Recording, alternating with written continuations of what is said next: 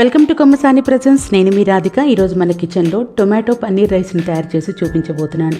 దానికోసం ముందుగా మనము ఎంత క్వాంటిటీ అయితే రైస్ చేయదలుచుకున్నామో అన్ని గ్లాసుల బియ్యాన్ని ముందుగా నానబెట్టేసుకొని కడిగేసుకొని వాటర్ పోయే వరకు పక్కన పెట్టుకోవాలి. నేను ఇక్కడ 2.5 గ్లాసులు అంటే గిద్ద గ్లాస్ తోటి 2.5 గ్లాసుల బియ్యాన్ని తీసుకున్నాను. 3 సార్లు కడిగేసుకొని వాటర్ అంతా పోయే వరకు పక్కన పెట్టుకున్నాను. 2.5 గ్లాసులకి 4 మీడియం సైజు టొమాటోలని ప్యూరీగా వేసుకున్నాను.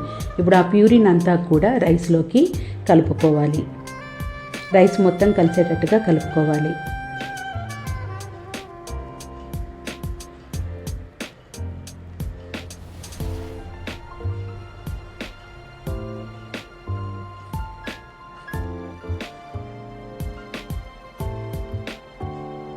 తర్వాత తగినంత ఉప్పు కూడా వేసుకోవాలి. 1 టేబుల్ స్పూన్ ఆయిల్ని వేసుకొని మరొకసారి మొత్తం కలుపుకోవాలి.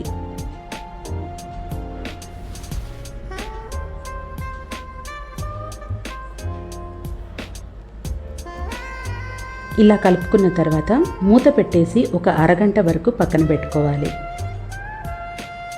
అరగంట తర్వాత దీనిలోకి రైస్కి 1 గ్లాస్ రైస్కి 2 గ్లాసుల వాటర్ని యాడ్ చేస్తాము. ఇప్పుడు 1 గ్లాస్ తగ్గించి వేసుకోవాలి. నేను పోసుకున్న 2.5 గ్లాసుల బియ్యానికి 4 గ్లాసుల వాటర్ని మాత్రమే పోసాను.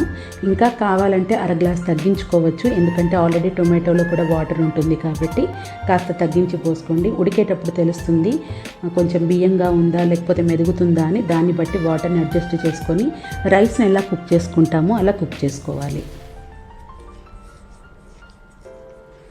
కుక్ చేసుకున్న దాన్ని కాస్త పొడి పొడిగా రావాలి అంటే కాస్త చల్లారాలి, అంతవరకు పక్కన పెట్టుకోండి. తర్వాత ఒక బాండీని స్టవ్ మీద పెట్టేసుకొని 2 టేబుల్ స్పూన్ల ఆయిల్ని వేసుకొని 1 టేబుల్ స్పూన్ నెయ్యిని వేసుకొని వేడి చేసుకోవాలి.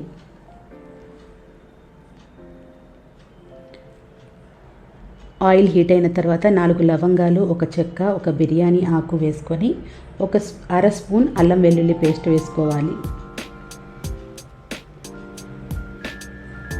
ఫ్లేమ్ని మీడియంలో పెట్టుకొని ఫ్రై చేసుకోవాలి.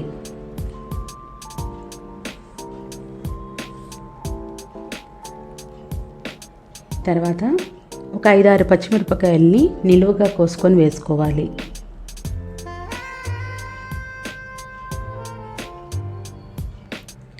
ఇవన్నీ కాస్త వేగిన తర్వాత కాస్తంత కరివేపాకును కూడా వేసుకొని వేయించుకోవాలి.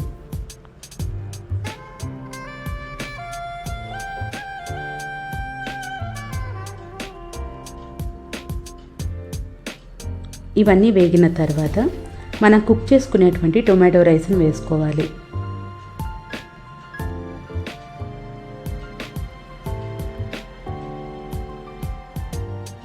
రైస్ని వేసుకున్న తర్వాత ఫ్లేమ్ని హైలో పెట్టుకొని కలుపుకోవాలి.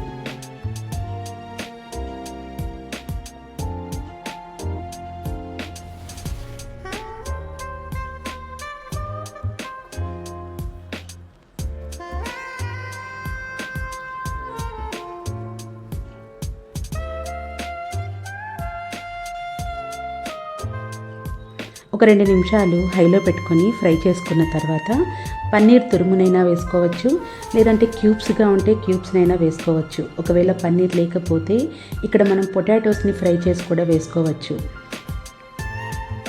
ఒక 1/2 teaspoon garam masala, 1/2 teaspoon జీలకర్ర పొడి, 1/2 టీ స్పూన్ ధనియాల పొడి, కొంచెం కారం వేసుకోవచ్చు. పిల్లల కోసం తయారు చేస్తున్నట్లయితే కాస్త కారాన్ని తగ్గించి వేసుకోవాలి. కారం ఎక్కువ స్పైసీగా కావాలి అనుకుంటే మరొక 1/2 స్పూన్ యాడ్ చేసుకోండి. లైట్గా కాస్త ఉప్పును కూడా యాడ్ చేసుకోండి. ఇవన్నీ కలిపేటప్పుడు ఫ్లేమ్ని మాత్రం హైలో పెట్టుకొని కలుపుకోవాలి.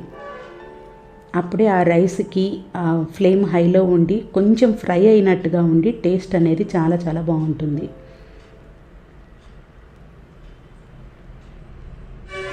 ఫైనల్గా కాస్తంత జీడిపప్పు, కొంచెం కొత్తిమీరని వేసుకొని మరొక నిమిషం పాటు ఫ్రై చేసుకుంటే టొమాటో పన్నీర్ రైస్ రెడీ అయిపోయినట్టే.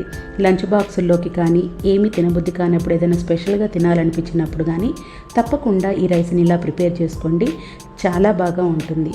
మరి నా వీడియో కనుక మీకు నచ్చినట్లయితే తప్పకుండా నా ఛానల్ని సబ్స్క్రైబ్ చేసుకోండి, నా వీడియోని లైక్ చేయండి, షేర్ చేయండి, కమెంట్ చేయండి.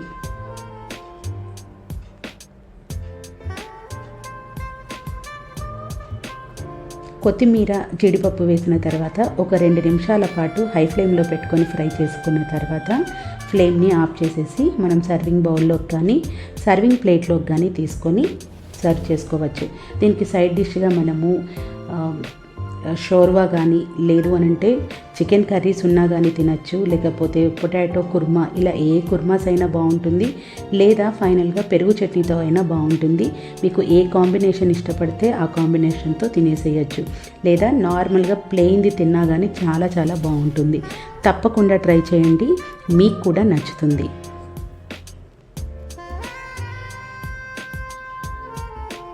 Thank you for watching.